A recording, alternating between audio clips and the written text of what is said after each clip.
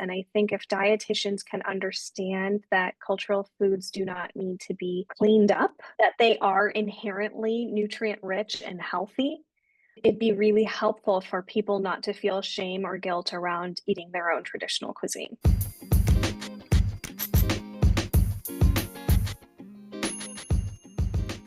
Hey everyone, welcome to Food Culture Curious. I am your host, Arely Gutierrez. As a first gen Mexican American, and especially now working in healthcare as a dietitian, I have seen firsthand how a lack of cultural inclusion can negatively impact our patients. And I want to help change that. So I started Food Culture Curious to have impactful conversations with healthcare professionals of different cultures and backgrounds to get their insight on how to be more culturally inclusive in our nutrition recommendations. It can make all the difference in the world to our patients. Let's continue this journey together with today's episode.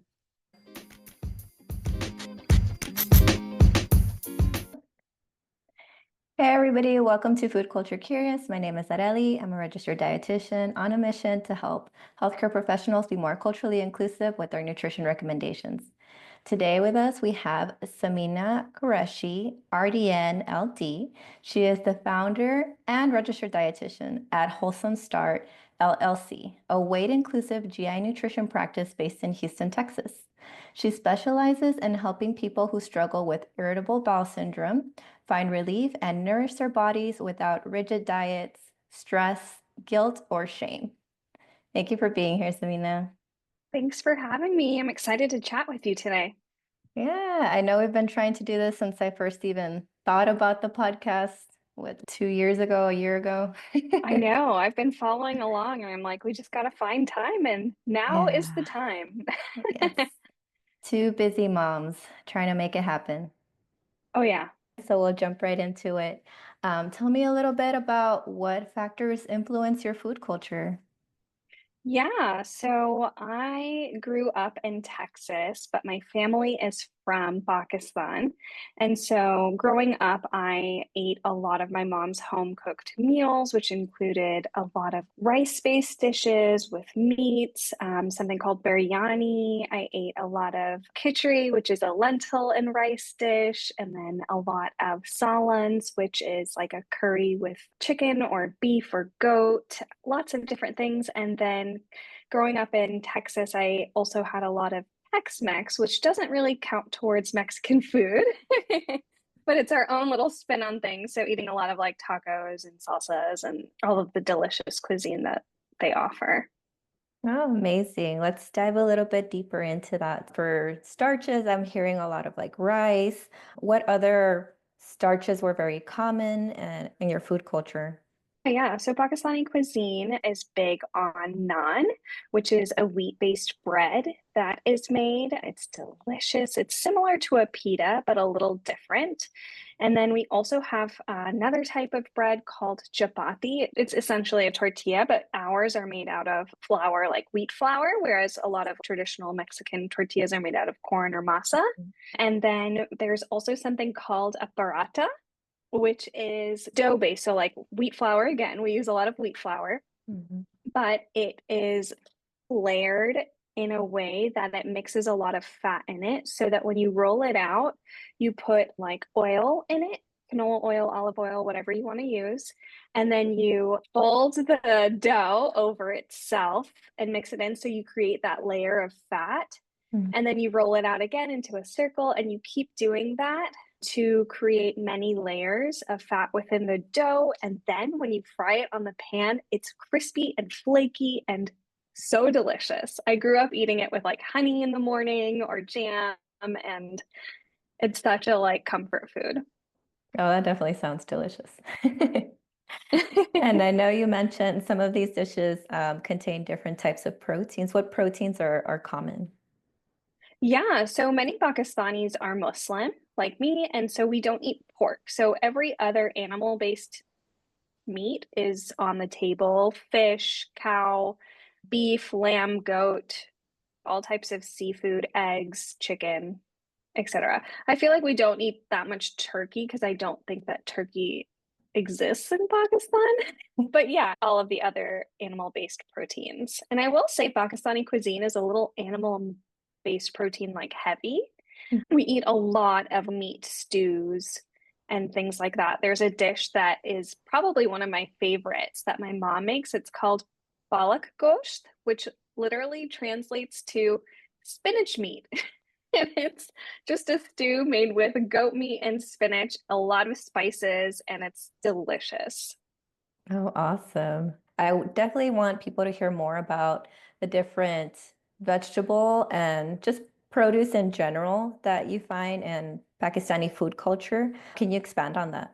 Yeah, absolutely. I think it's really interesting because a lot of the times what I hear from my own family members is that, oh, Pakistani food, our desi cuisine is so unhealthy. But what they're not seeing is that our foods start out with a base of vegetables. Really, any curry, any salan, any dish that we're cooking is going to have onion, garlic, tomatoes, and chilies in it. So we start out always by sauteing the onion, garlic, adding the tomatoes and chilies, and then adding our aromatic spices like turmeric, cayenne, cumin, clove, cardamom, a lot of other things to make it really delicious. And then you cook the meat and add different vegetables. And some other vegetables that we include commonly in our dish are okra or bindi, eggplant, zucchini or kaddu, or like some type of squash. Other vegetables include spinach or sag or paneer. We also eat a lot. So with our dishes, we like to have a little yogurt dish that's called raita. And traditionally, that can have cucumbers, carrots, and onions accompanied with it. That is really cooling to have with all the spicy food. Yeah, I feel like you need that sometimes. Yeah, and we also make our own what I would call like pico, but it's not tomato forward, it's more onion and celery forward with a little bit of tomato. So a So, little like fresh salad mix on the side. and it sounds like dairy also has a big presence. Yeah, yeah. So we do eat like a lot of yogurt, and near would be the cheese that we cook with as well. And it's more similar to, I would say, the curds of the milk that's in cottage cheese, and then it's made into a block versus feta or cotija or any other type of cheese. It's not the stretchy, that Melty type of cheese. cheese. Yeah, milky cheese. So I'd say those are the forms of dairy that we usually have. And then with our meals, or even without, even just in the middle of the day, we do drink a lot of chai. Chai translates to tea. And Hmm. so Pakistani culture is big on black tea with milk. And so that combination is called chai. Okay. I find it funny that you hear chai tea. Tea, tea. Yeah, tea. So that's a little Uh, silly. so speaking of beverages, what are some other common beverages that you would come across? Oh my gosh, there's so many. So I Mm. remember growing up and always having this Pakistani soda. It comes in a green can. It's called Bacola. It's so sweet. I don't know what they're doing over there, but their sodas are like extremely sweet. If you have a cavity, it immediately zings. But it tastes like cream soda and it's delicious. And to this day, it's one of my favorites. Another thing that's very common is a rose-based syrup drink that you make. It's called ruafza and it's red. And you traditionally have this during the month of Ramadan when we are breaking our fast and having a iftar. You have this nice, refreshing, sweet, rosy drink. There's also lassi. Lassi is like a fermented yogurt drink. You can have it either sweet or salty or savory. There's a lot of different varieties like mango lassi or like the saltier side of things as well. And then there's a big juicing culture in Pakistan. So we grow a lot of fruits and vegetables there. And so you'll see like sugarcane juice, you'll see like fresh pomegranate juice, any juice that you want. So that's really big, like fresh fruit juice. I think those are like the big ones. Yeah, the main Yeah. ones that you grew up with. Hmm. You did mention one of those drinks during Ramadan. Can you talk a little bit about your cultural holidays and what foods and drinks Yeah. you saw during those times? Yeah, so Ramadan is a month in the Muslim calendar that a lot of Pakistanis who are Muslim will also participate or observe. It is the month in which the Quran was revealed to us, our holy book. And so we fast for 30 days from sun up to sundown to humble us, right?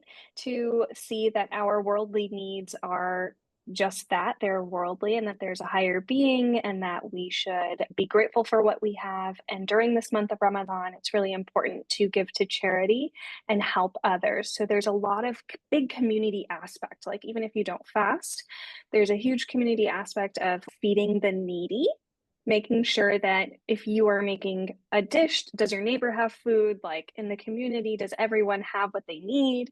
And so, what I saw a lot of growing up during Ramadan, during the iftar time, that's when we break our fast in the evenings. And we usually start that with a date. And so, dates are very popular. We make a lot of different desserts with them, and we also just eat them as is. And then from there, there's a lot of festive foods that are really fun. So there's something called samosas, which are basically like dough filled with meat or potato or different veggies.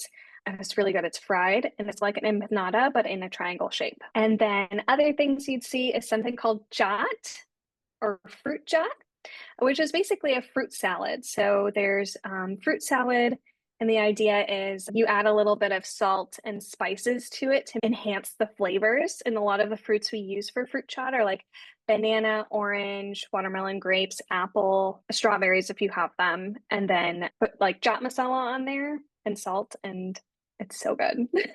That sounds amazing. Yeah, yeah. That's why I really like, I grew up in Texas, right? So I love putting tahini on my fruit because it just makes it so much better. Oh, I agree. Yeah, for It's sure. so good. And then other things that are common are just like the main meal, right? So you would have that rice-based dish, some dal or lentils, and then the meat, whether it be chicken, beef, goat, seafood, etc. And I think you mentioned some of the dessert. Is there any other desserts that you feel are very common? Yeah, so laddu. Some of these I don't really know what they are because I just like they're just a part of my life. I'm like, okay, Right. yes, I eat laddu. But they're little like balls made into a bigger ball with a lot of syrup. So a lot of Pakistani dessert has some sort of like sugary, thick, sticky syrup. One of them is called jalebi. That's really good. It's like a fried dough with syrup on it. It's really yummy. And then there's gulab jamun, which is basically a fried donut steeped and soaked in rose and cardamom based syrup. That's my all-time favorite. I love gulab jamuns. And then there's something that Pakistanis are known for as well. It's called kulfi. Kulfi is our type of ice cream that's made with a lot of pistachios and rose water or essence and cardamom, and it's delicious. There's also something called faluda, which is that kulfi with the ruafza red syrup and chia seeds or basil seeds. So they like get gelatinized and soak up there, and rice noodles. Oh, wow. Yeah, so it's like an explosion of textures in your mouth. It's really Yeah. cool. Yeah. That's something I ate a lot of as a kid and I quickly overdid it and I can't eat it anymore. Oh, I hear you. Well, When I was young, I used to love cóctel de camarón, like just shrimp cocktails, but I overdid it and I haven't been able to have it since. yeah, I think me and my cousin learned a very big lesson. I think we were throwing up at one point. Oh We had too no. much. Thank you for sharing about that. Do you feel like there's any foods in particular that are seen to be as health promoting? Yeah, absolutely. I think when it comes to our food, a very key component of our meals are lentils. So, whether that's the dal that we add to each of our meals, it's such a robust way to meet our fiber needs, get some plant-based protein in there, and vitamins and minerals. I think people often overlook that our foods naturally have these nutrient-rich foods in them because sometimes they're so cooked down, right? The dal ends up looking like soup, and you're like, I'm drinking soup, or I'm adding this condiment to my dish without realizing that it's so nutrient dense. The same thing goes for like that raita, that yogurt dish with the cucumbers and onions and things like that. And then the kachumber, which is the side salad with the cucumbers and tomatoes and sometimes chickpeas, which is really great. And then I'd say all of our dishes can be healthy, like in themselves. I think a lot of people when they come to America, at least this is my experience, like for some parents who didn't learn how to cook their traditional cuisine, the only time they ever have it is when they go out to like Aga's, right? Or like some Pakistani restaurant. Mm. And it can be heavier. It can, or they're at a party and it's like party food. Party food is different than like home cooked regular day to Yes. day Pakistani food. Mhm. So they get the idea that, like, oh, there's all this oil on top of the curry. This is unhealthy. Or this biryani has so much oil at the bottom of it. And all this stuff that, yeah, it's very heavily salted. There's a lot more oil than you would eat at home, but that doesn't mean that our home foods are made like that. Home foods are like way more simply made. And I feel like the nutrition in there is retained and it's good for you and it's comforting. Yeah, you can definitely have balanced meals just eating Pakistani food if you wanted to. If you have someone that's cooking that food for you, man, you're lucky. I think a big misconception is that if you only experience someone's cultural food at a restaurant, you can't equate that with home cooking. When I hear Mhm. people say, Mexican food is so unhealthy, I went to the restaurant and we had X, Y, and Z, we had tamales, or we had I have to explain to them that's not something we eat on the daily. That's a special occasion food for us. Yeah. Very labor intensive also. But yeah, your home cooking is going to be a lot heavier in vegetables, a lot heavier in simple proteins, your rice, your beans. I really like how you mentioned that. Um, Yeah.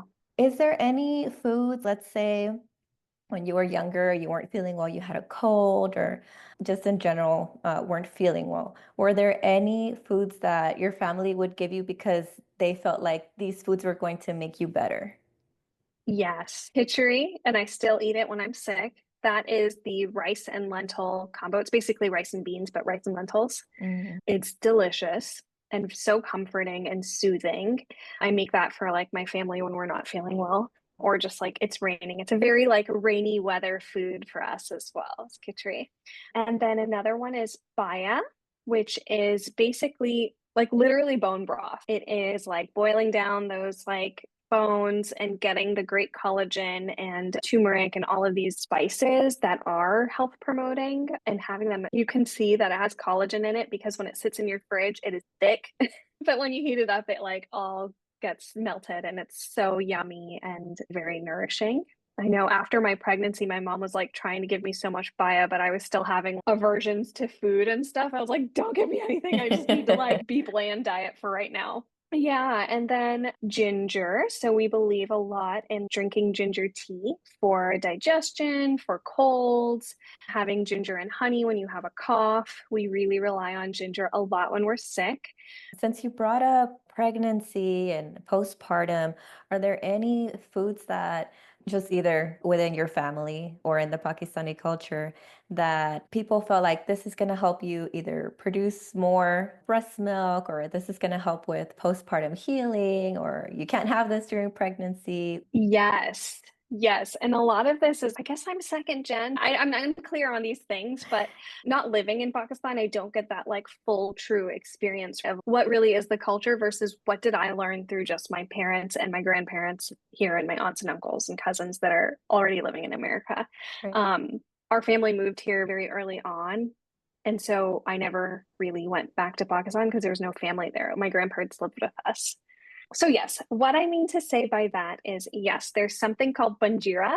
Banjiri, I think is what it's called. It is like dried fruits and seeds and ghee and coconut and sugar, and it is cooked and it's almost like a trail mix of that stuff. It's dry cooked on the stove.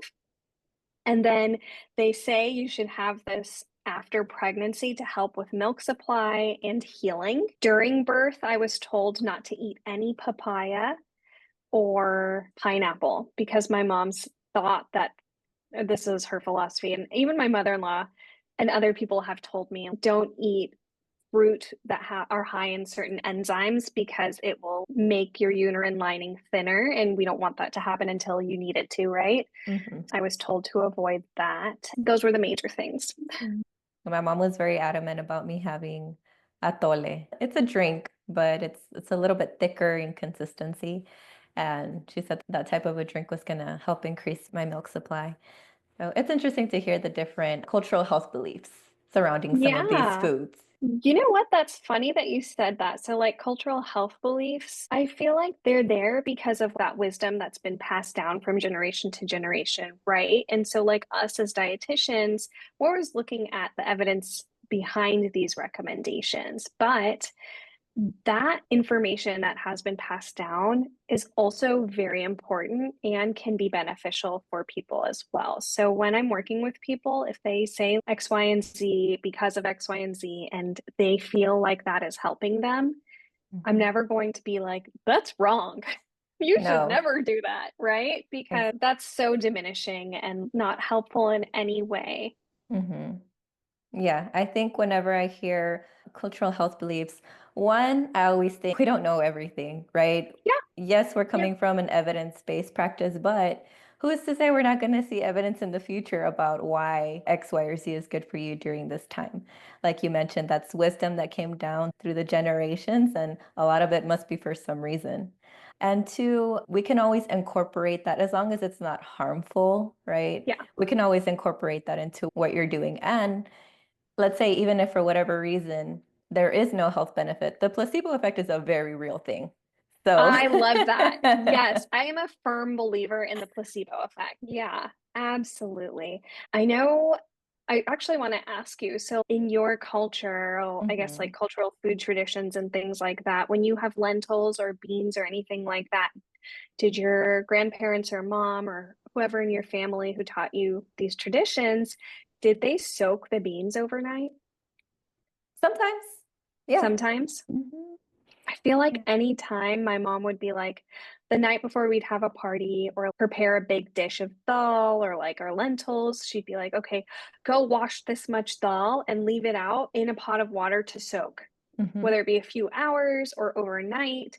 And funny enough, I'm a GI dietitian. I work primarily with people who experience like IBS symptoms of gas, bloating, abdominal pain, diarrhea, constipation, etc. And for a lot of those people, the low FODMAP diet can be a helpful choice in reducing those symptoms. And so, what we know is that soaking and then straining the water from lentils and beans can help lower the FODMAP load, which makes them easier to digest. So, it's just like that wisdom that was passed down from my mom was like something that I am recommending to my patients, and if they are not doing that, to use like the canned varieties where they can strain and rinse the water out to Yeah. reduce like that total FODMAP load. That's a great example of that wisdom coming into play. I'd love to hear more about that. If it's a non-dietitian person listening to this, I think people aren't aware that we have specialties, right? Even in dietetics. So my specialty is kidney. I know very little about like FODMAP and what is good and what's not good. So I'd love to learn a little bit more about that today. Can you explain what that is and what that Yes. means for nutrition? Yes. So the FODMAP diet, first of all, FODMAP is an acronym, FODMAP, and it stands for fermentable oligo mono glycerides, and polyols. I had to think about that. And so these are all fermentable carbohydrates that, when consumed for people with diagnosed IBS, they can trigger their symptoms of bloating, gas, stomach pain, cramping, diarrhea, or constipation, depending on which subtype you have. And IBS stands for irritable bowel syndrome. It is a functional GI disorder that causes those symptoms and can be really hard. And so the low FODMAP diet has been studied and shown to work for about 3 out of 4 patients with IBS to reduce symptoms. That's awesome. And I like that in your practice, you like to make sure that you can incorporate cultural foods into the FODMAP diet. Can you talk a little bit more about how you do that? Yeah, absolutely. So the FODMAP diet, I should say, is very hard. The reason for that is it's a 3 phase elimination style diet. The first phase is a 2 to 4 week elimination of all high FODMAP containing foods. And the second phase is the reintroduction phase, where you strategically add back FODMAPs per week to see if you have any symptoms or reactions to those foods. And then the third phase is long term maintenance to see how we can expand your diet and continue to move forward without triggering your symptoms. I help people learn how to continue to eat their traditional cuisine but make small tweaks that can help make food a little bit more easy to digest or not produce those symptoms. So, one of the tips I often give are soaking your lentils or beans or getting the canned varieties, rinsing out the water, and then using them because it lowers the FODMAP load. Another one is I know in my culture, Pakistani cuisine, we're using a lot of onion and garlic to saute to begin our cooking, honestly, for anything. And onion and garlic are one of those high FODMAP foods, and helping people learn how to get that delicious garlic and onion flavor without the FODMAPs is something I encourage. And one way to do so is by getting garlic or onion infused olive oil. You can also make that on your own. You can also use like the green chives or the tops of green onions. Use asafoetida or hing for that flavoring and offer different seasonings as well to provide you with flavor without missing that robust taste or flavor profile you're looking for. And then just we do eat a lot of dairy. A lot of cultures eat dairy, and lactose can be an issue for people with IBS. And so it is a high FODMAP option as well.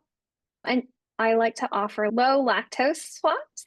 Mhm. So if someone's, oh, I love milk, I drink it every day, but man, it really gasses me up, makes me bloated, I get diarrhea, all this stuff, or constipation. I'm like, okay, let's run with milk. You don't have to eliminate it out of your diet. How can we add it in without getting that tummy trouble? It's finding options that have that lactase enzyme added in, or choosing Fairlife has that higher protein as well as the lactase enzyme added in so that it's not going to irritate your digestive system. And then choosing lower lactose cheese and yogurt and things like that. Beautiful. We're a big fan of Mootopia in our house, which Awesome. if you're not from Texas, is like the Fairlife of a HEB. Yeah. So that's wonderful how you give tips for how we can have these cultural foods, how we can incorporate dairy. Are there any other takeaways that you would want healthcare providers to know about incorporating cultural foods? Yeah, absolutely. I think one thing that I really harp on when I'm around other dietitians in the GI setting is making sure that they're not recommending the Mediterranean diet as a blanket for all people Mhm. because what the Mediterranean diet truly means, it can be applicable to any cultural food. That includes a variety of fruits, vegetables, whole grains, lean proteins, healthy fats, Yes. right? And so I think everything I've said so far has checked those boxes. There's a lot of stigma around eating our cultural foods. And I think if dietitians can understand that cultural foods do not need to be cleaned up, Hmm. that they are inherently nutrient rich and healthy, it'd be really helpful for people not to feel shame or guilt around eating their own traditional cuisine. Yes, that's beautiful. I love that. I came across a post recently from one of my dietitian friends that pretty much said she did research on following the Mediterranean diet principles, but with different cultural foods. And what they found was that you saw the same benefits. So it can be done with any cultural food. Yeah, absolutely. And the Mediterranean includes Arab countries, right? So let's not forget Lebanese cuisine, Palestinian cuisine, all of those that should be included. Mhm. Wonderful. Perfect. I would love for anyone who wants to learn more about you or want to work with you, how could they find you? Yeah, so I'm on Instagram. I think that's the social media I'm most active on. My handle is at inclusive.ibs.dietitian, and you can find me there on TikTok as well. And if you are interested in getting support to manage your digestive health, I am accepting clients. I work with clients one-on-one via my telehealth private practice. So feel free to contact me at wholesomestart.com. Wonderful. I love everything you're doing. I'm always inspired by your posts. Aw. Yeah, so I always share. I know. Thank you so much. Of course. Thank you so much for taking the time to talk to us today. This was awesome. Thank you. Of course. All right, y'all. We'll catch you next time. If you are interested in supporting this podcast, you can buy me a coffee at buymeacoffee.com/food culture curious. Or as always, you can support by sharing, following, or rating this podcast. Every click from y'all means the world to me.